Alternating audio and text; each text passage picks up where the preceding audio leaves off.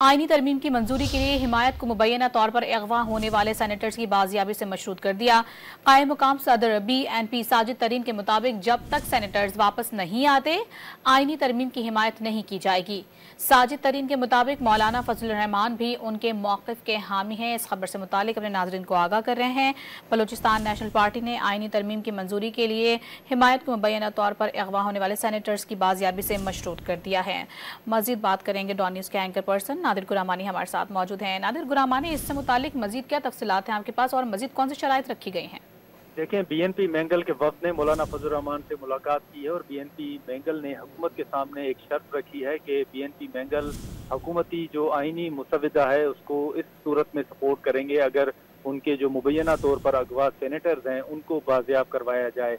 कायम मकाम सदर जो BNP के हैं साजिद तरीन, उन्होंने गुफ्तगू में ये कहा है कि हमने हुकूमत के सामने ये शर्त रखी है कि सबसे पहले जो हमारे मुबैना तौर पर अगवा सेनेटर्स हैं वो हमें वापस दिए जाएं, तो उसके बाद हम सपोर्ट करेंगे। और साथ ही साथ अख्तर मैंगल के इस्तीफे के हवाले से भी उन्होंने अहम गुफ्तगू की और कहा है कि अगर हमारे सेनेटर्स वापस दिए जाएं तो उसके बाद अख्तर मैंगल का इस्तीफा वापस लेने से मुतल्लिक मामले पर भी बात हो सकती है।